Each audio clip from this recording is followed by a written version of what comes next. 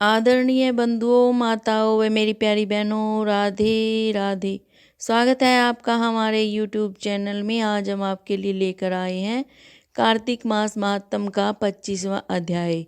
तो आइए शुरू करें कार्तिक मास महात्म का 25वां अध्याय। शुक्राचार्य जी कहने लगे कि हे राजा बलि, विष्णु तुम्हारा राज्य लेने के लिए अदिति के गर्भ से जन्म लेकर यहीं तुम्हारे यज्ञ में आए हैं, सो तुम इनको कुछ भी मत देना। राजन, मेरा कहना मान। नीति शास्त्र का कहना है कि अपनी बुद्धि से गुरु की बुद्धि अधिक लाभदायक होती है।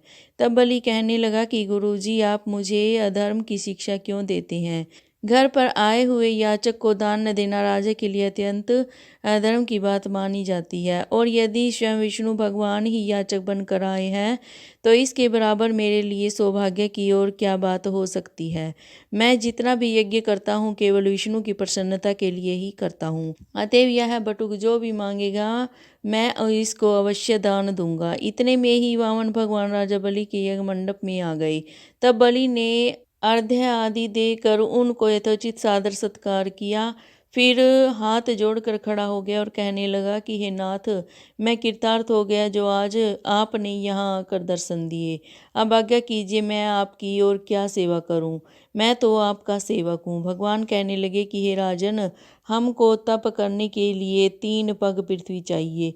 राजा बलि हंसकर कहने लगे कि हे वटुक, हमने यह क्या मांगा तुमने यह क्या मांगा? कुछ धन ग्राम या कोई शहर मांगा होता। वामन जी कहने लगे कि हे दैत्यराज, मुझको किसी प्रकार का लोभ नहीं है। मुझे तो इतनी भूमि चाहिए जिससे मेरा कार्य हो जाए। हे राजन, पृथ्वी का दान करना राजा का परम धर्म है। भूमि दान करने वाला जन्म मृत्यु से मुक्त होकर विष्णु के परम पद को प्राप्त हो जाता है। हे राजन, हमें 3 पग भूमि दो, जिससे हम भी मोक्ष का साधन प्राप्त करें। इतनी बात सुनकर राजा बलि जल युक्त टूटी वाला लोटा लेकर भूमि का संकल्प करने के लिए तैयार हो गया।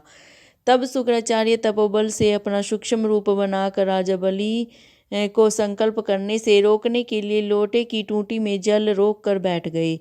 वामन भगवान शुक्राचार्य के मन की बात जान गए। अतएव उन्होंने एक तेज अग्रभाग वाला कुशा लेकर उस लोटे की टूटी के छिद्र में डाल दिया, जिससे शुक्राचार्य की एक आंख फूट गई। इसके पश्चात राजा बलि ने 3 पग भूमि का संकल्प दे दिया। उसी समय भगवान विराट रूप होकर ब्रह्मालोक तक बढ़ गए। विराट रूप भगवान ने 2 पग में सारा ब्रह्मांड नाप लिया। फिर पांव के अंगूठे से ब्रह्मांड फूट गया। उस फूटे हुए मार्ग से पानी के बहुत से स्रोत बहने लगे। भगवान विष्णु का पैर उस जल से धोया गया। वह निर्मल लोक पवन जलधारा का रूप हुआ। वही जल ब्रह्मा आदि देवताओं को पवित्र करता हुआ सप्त ऋषियों से सेवित सुमेरु पर्वत के ऊपर पड़ा तथा गंगा के नाम से विख्यात हुआ। इस दृश्य को देखकर ब्रह्मा आदि सब देवता और ऋषि मुनि स्तुति करने लगे कि हे सबके स्वामी अनंत मूर्ति, आपको नमस्कार है। इस प्रकार की स्तुति सुनकर भगवान ने सब देवताओं को उनका अपना अपना स्थान दे दिया और बलि को रसताल में भेजते हुए उसको वरदान दिया कि अग्नि में बिना मंत्र के जो हवन किया जाता है तथा अपवित्रता से कुपात्रक जो दान दिया जाता है या हवन किया जाता है, वह सब बलि को प्राप्त होगा। इस प्रकार भगवान ने देवताओं को सुंदर स्वर्ग तथा बलि व अन्य देवताओं को पाताल दिया। इतना सब करके विराट रूप भगवान वामन रूप हो गए।